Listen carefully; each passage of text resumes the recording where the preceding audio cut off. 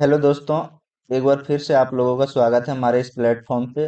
तो दोस्तों, जैसा कि एनटीपीसी सीबीटी 2 का एग्ज़ाम 13 अक्टूबर को लिया गया था और उसका आंसर की जो है वो कल का डेट में आने की 17 अक्टूबर को रिलीज कर दिया गया है और उम्मीद है कि आप सब अपना आंसर की चेक कर लिए होंगे।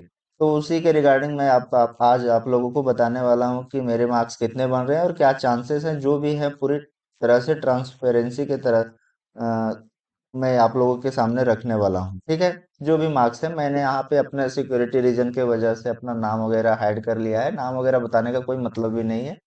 ठीक है। नाम और रोल नंबर कुछ ढक दिया है, वेन्यू कहाँ पे था, एग्जाम सेंटर, और मार्क्स आगे मैं बताने वाला हूँ कि मेरे कितने मार्क्स हैं। तो मैं आप लोगों को क्लियर कर देना चाहता हूँ कि जो मेरा जो जोन था, स्टेट तो इसको नहीं कहेंगे, जोन जो था जहाँ से मैंने फॉर्म फिल किया था, रिक्रूटमेंट बोर्ड, वो मेरा कोलकाता बोर्ड से है। जहाँ टोटल 1384 यानी कि लगभग लगभग 1400 के आसपास पोस्ट थी। और मेरा एग्जामिनेशन, जैसे कि एक ही डेट में एग्जामिनेशन कंडक्ट करवाया गया था, दो शिफ्ट में 13-10 को। तो मेरा सेकेंड शिफ्ट में एग्जामिनेशन कंडक्ट किया गया था। ठीक है।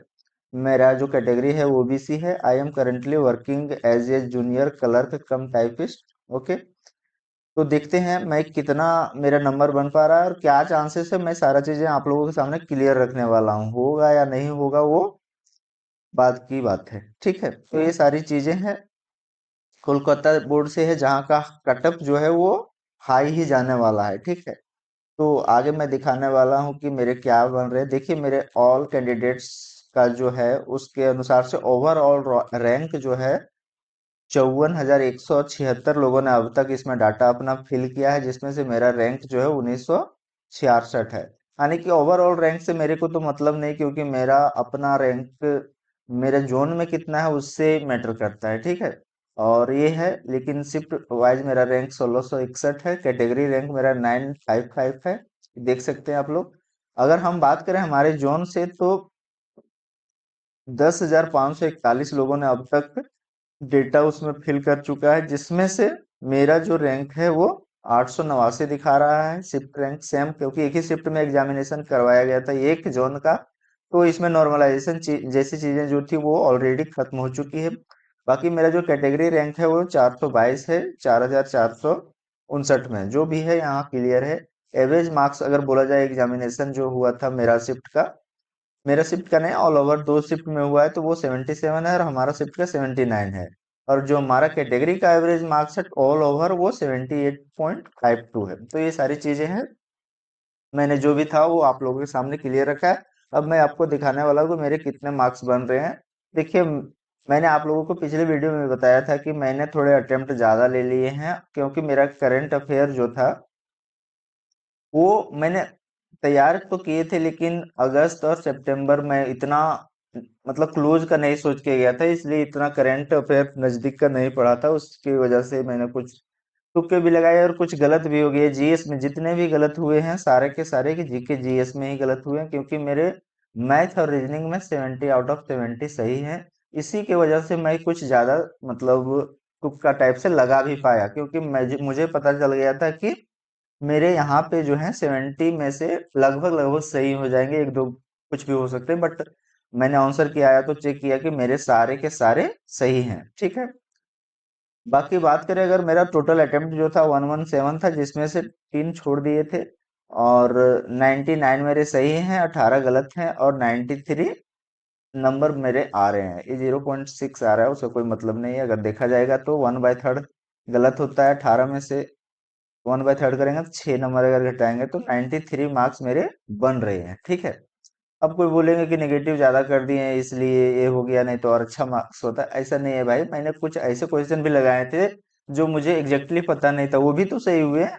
तो मैं इस बात को लेकर के बहुत ज्यादा नहीं सोचता कि मेरा नेगेटिव बहुत ज्यादा हो गया है तो मेरे नंबर कम हो गए हैं, क्योंकि मेरे सही भी हुए हैं उसमें से, तब जाकर के इतने टोटल सही हुए। ठीक है। तो जो भी है, अब बहुत ज्यादा सोचने का कोई मतलब भी नहीं है, लेकिन मेरे मार्क्स जो हैं वो 93 आ रहे हैं।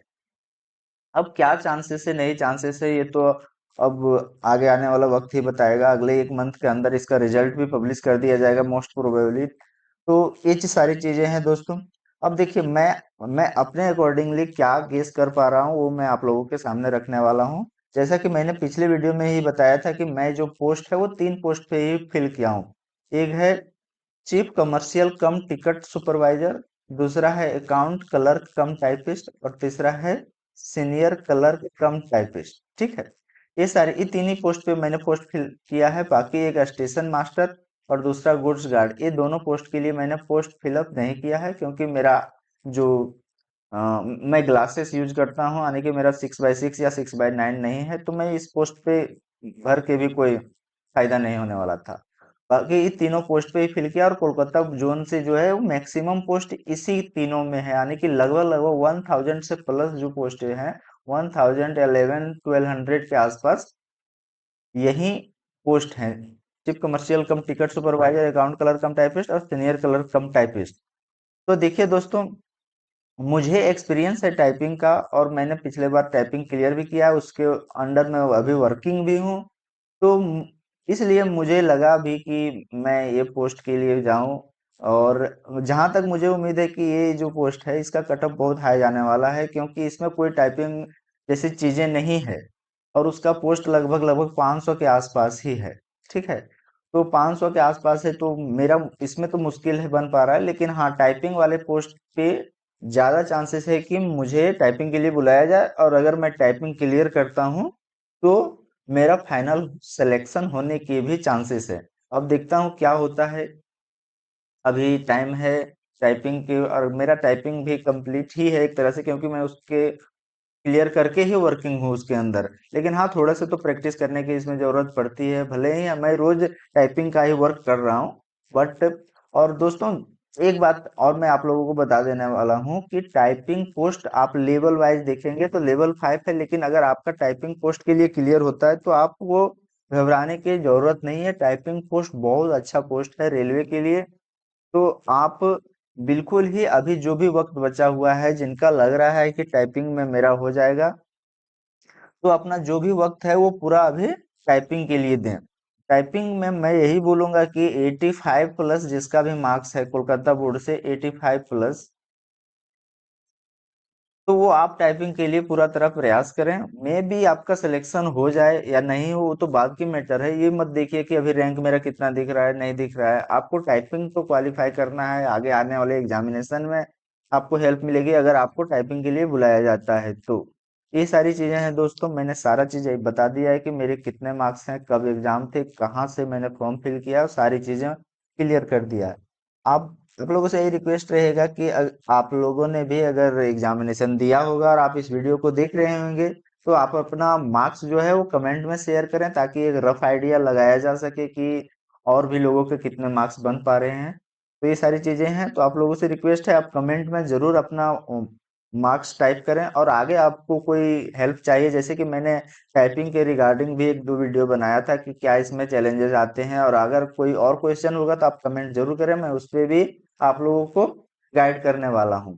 एक और चीजें क्लियर कर देता हूँ दोस्तों, मैं जो हूँ वो एक तरह से मेडिकल डिपार्टमेंट में वर्किंग हूँ, तो आपको मेडिकल से भी रिलेटेड कोई क्वेश्चन होगा होगा तो आप कमेंट कर सकते हैं। मैं आपको गाइड कर सकता हूँ, हेल्प कर सकता हूँ कि क्या चीजें हो सकती है, क्या प्रॉब्लम हो सकती है, वो सारी चीजें मैं आप लोगों को बताने वाला हूँ। हालांकि बहुत ज्यादा इसमें प्रॉब्लम मेडिकल में ना के बराबर ही होता है, अगर आपको मेजर कोई प्रॉब्लम या मेजर इशू नहीं है तो ये सारी चीजें हैं दोस्तों।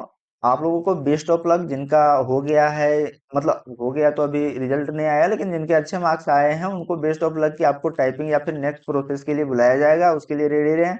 और जिनका नहीं हो पाएगा या फिर जिनके मार्क्स थोड़े कम रह गए हैं उनको अगले एग्जाम के लिए बेस्ट ऑफ लक। आपका इस क्या है एक्सपीरियंस नेक्स्ट एग्जाम में काम करेगा और आप फ्यूचर में जो भी एग्जाम हो वहां पे बढ़िया करेंगे। जैसा कि नेक्स्ट एनटीपीसी का भी वैकेंसी आने वाला है बहुत जल्द, अगले 1 मंथ के अंदर, तो उसके लिए आप पूरी तरह से रेडी रहें। आपका जो मेहनत है इस बार का वो खराब नहीं जाएगा, अगली बार आप अच्छा करेंगे। ठीक है, तो ये सारी चीजें दोस्तों, अगर आप मेरे साथ यहाँ तक जुड़े हैं तो आप हमारे इस चैनल के साथ जुड़े रहने के लिए प्लीज सब्सक्राइब कर लें और अपने दोस्तों में भी शेयर करें ताकि उनका भी कुछ मदद हो जाए, अगर उनको भी कोई क्वेरी है तो वो। और आप लोगों को भी किन्हीं का कोई क्वेरी हो तो आप कमेंट में हमें भेज सकते हैं। जय हिंद, जय